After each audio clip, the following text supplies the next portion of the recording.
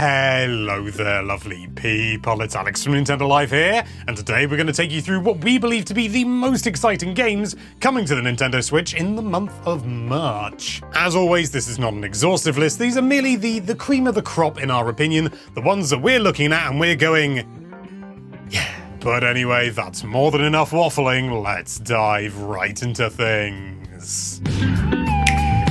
Starting things off on the 4th of March, we have Everhood 2. Now, I never played the original Everhood. I was aware of it, but only very, very loosely. But I have now played this one thanks to the Steam demo. It's a sort of rhythm game, sort of.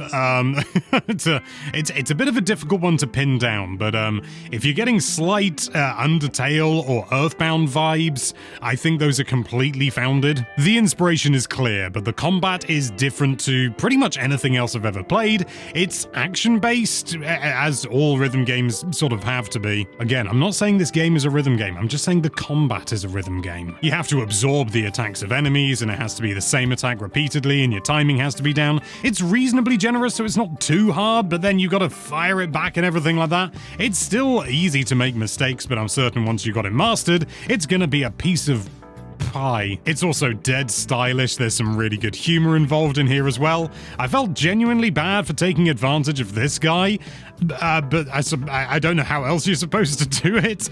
I mean, I suppose you could get a load of Druffles and trade those in for coins. I mean, I suppose you could just get a load of Druffles instead, but I'm not about that.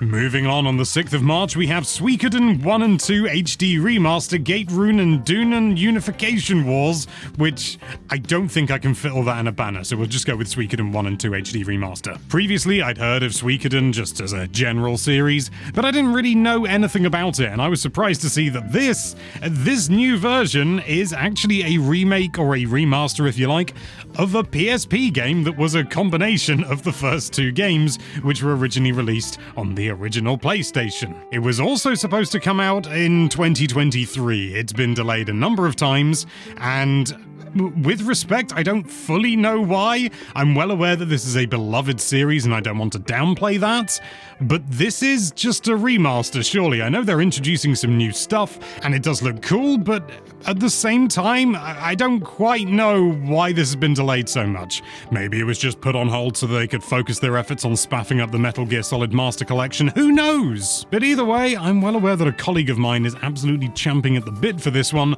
so Felix, I hope you enjoy it.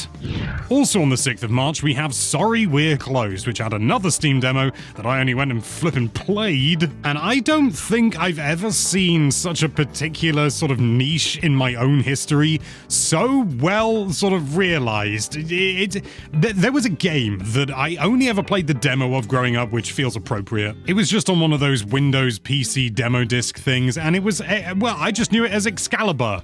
Nowadays, I know it was Excalibur 2555 AD, and it is absolute rubbish, but it was this weird sort of twisted view. I remember it really quite frightening me, and I got a lot of that from Sorry We're Closed, but here's the good thing. It's actually a good game, unlike Excalibur 2555 AD. It strangely reminded me of a feature of a game that I don't like and I think is really poorly implemented, but in this instance, it's used to make everything feel much more claustrophobic, difficult, and just clunky to make it feel that much older and sort of heighten the sense of fear, which you really do feel. And that is the third-person to first-person switching in Metroid Other M, which is terrible in Other M, but here, because it's like stripping power away from you, works superbly. It's a really fun setting. There's like a third eye where you can see things that humans normally can't, and it's all a bit sort of grotesque and grim and a little bit sort of bleak in places, but also kind of fun, and, at least for me, very nostalgic. I'm really excited about this one. Also on the 6th of March, we have Mainframes, which is, on the surface of it, a fairly straightforward-looking platformer with a fun sort of aesthetic. It's like, hey, you gotta go through like Windows on an operating system. Ain't that the biscuits? And that was also the first impression I had when I played the demo of this on Steam. It sort of felt like an inoffensive, straightforward platformer with a fun theme. But it then starts doing some really interesting stuff with its theming. Things like moving the windows around, wow. But like scroll bars also, well, kind of the idea of a scroll bar when you're running in a certain direction, windows will stretch and then you can kind of freeze them, and the game doesn't really explain much of it, and it even plays off that idea where it's like you jump in and then there's these two characters after you've been playing for about 5 minutes or so, and they're like, oh, shouldn't we like include the intro in this game? And it's like, ma. It's just fun, charming little thing, sort of a little nod, a little acknowledgement that doesn't get in the way. There are some things about the game where I think it needs a little bit of refinement, certain things that I don't know whether I was just doing it wrong, but sort of seemed like an unnecessary difficulty spike in the first few levels, and then everything else was kind of obvious and straightforward after. I was probably doing something wrong. I don't know, but it did seem like an unusual spike. But apart from that, yeah, this game surprised me. I really enjoyed it. Moving on to the 11th of March, we have Centum, which is a game that I wasn't originally going to include just because it passed me by, and then Xeon said you should include this. So I played the Steam demo, and this game is all over the place, but in like the best way. It's kind of presented as this like forgotten or unreleased video game within like a computer that you're controlling, and it's sort of, I can't quite get my head around it, and that is absolutely the point. There's like this judge character, and every single question they asked that I answered, they just called me a liar, and it's like, but I don't know what I'm supposed to say, and that's actually really good fun. I am so lost playing this game. You just feel like you're sort of feeling your way through in the dark. You can't really see what's going on.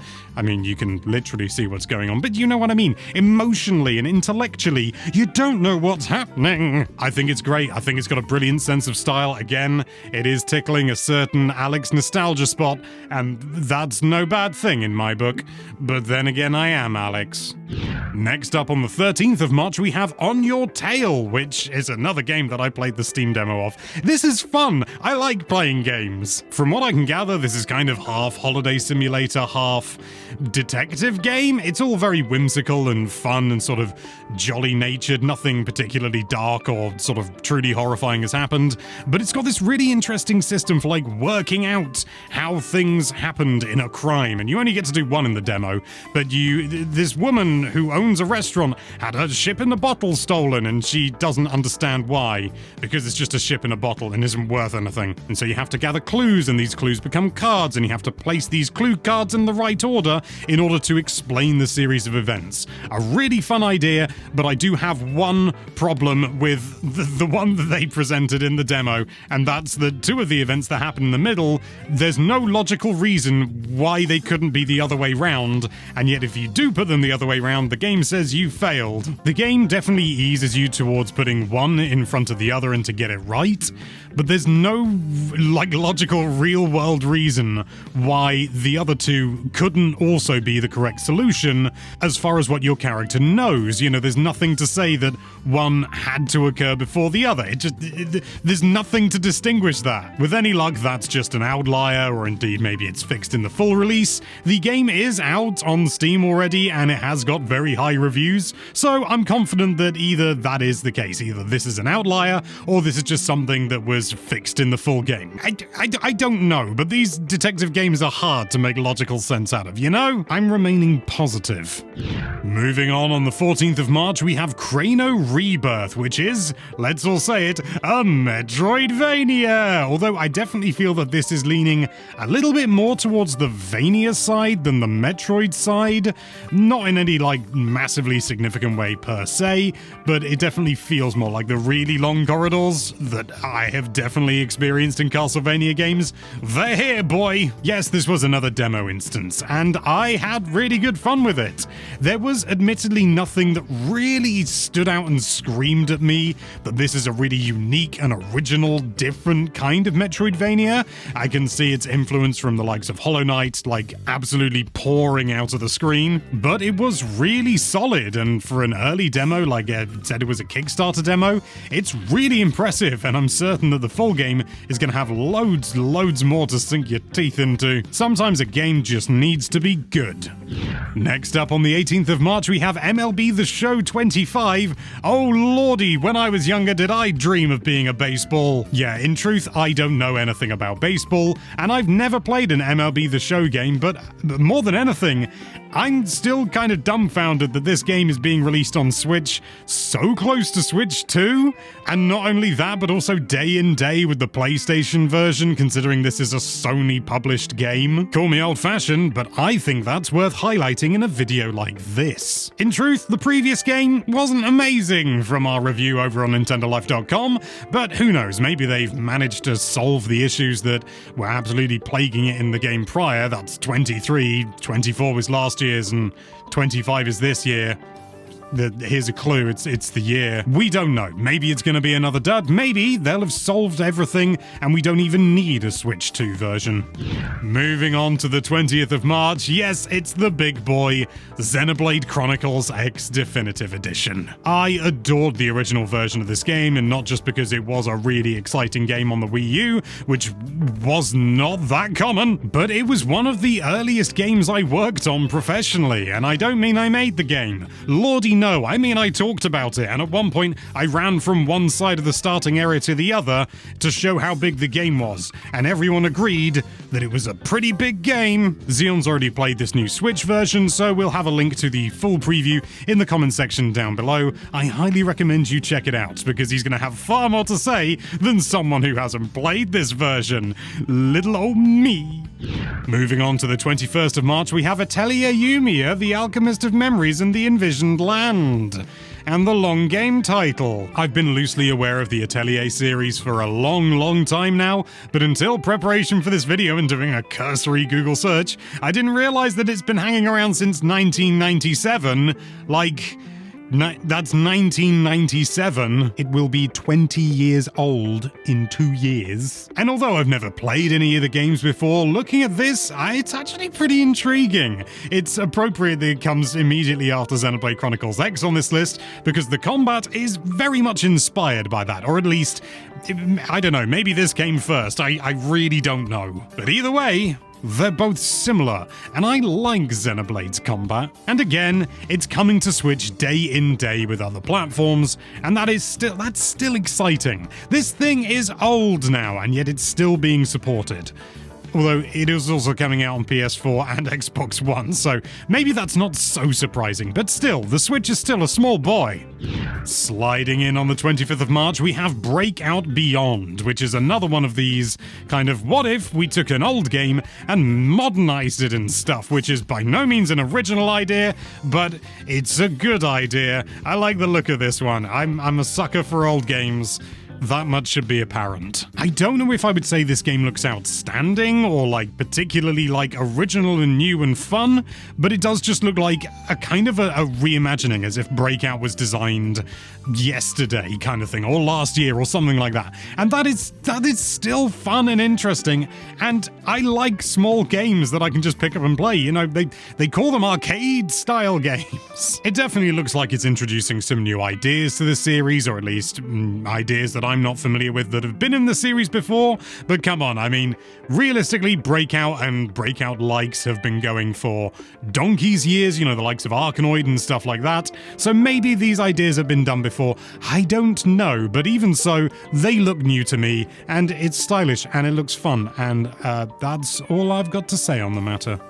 And finally, on the 27th of March, we have Gal Guardian's Servants of the Dark, another game that I actually managed to play the demo of. Ooh, me. Initially, I wasn't especially excited by this game. The sort of styling, I can never remember the name of it, but there's like a sort of a cute girl style of game that's very popular in Japan. It doesn't work for me, personally. I just find it a bit cutesy and a little bit saccharine. And at first, the gameplay seemed a little kind of bare bones and basic, and then I found out that I hadn't actually equipped any of the special weapons, and that made the whole thing way more interesting. It's the second game on this list that I feel is taking an awful lot of inspiration from the Castlevania series, even though I don't think this is technically a Metroidvania. The demo doesn't allow me to play enough to find out, but it's fun and solid, and I felt like a fool for breaking all those crates so readily when clearly I could have jumped on top of them to get some sweet, sweet bonus stuff, but, you know, more fool me, they don't respawn when you come back into the room. It looks fun, and although I'm not absolutely clamoring to play this game and I must play it immediately, I can see loads of people really getting a lot out of this game, and so that's why it's here. I can look outside my own scope. And there we have it. Those are, in our opinion, the most exciting games coming to the Nintendo Switch in the month of March. But did we miss something important? Did we miss something that you, and only you, are excited about? Let us know with a comment down below. Thank you so much for watching. If you like this video, then why don't you march towards that subscribe button? And be sure to check out NintendoLife.com for all sorts of lovely Nintendo-related content. Thank you again for watching. Bye-bye.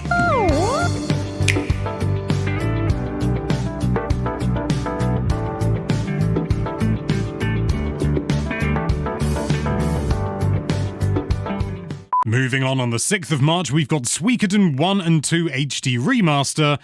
Oh, I should probably do the full title, shouldn't I? Next up on the 18th of March, we have MLB The... Oh, I've written MLB The Shows 25. Sliding in on the 25th of March, we have Breakout Beyond. Sliding in would have been a good one for the baseball.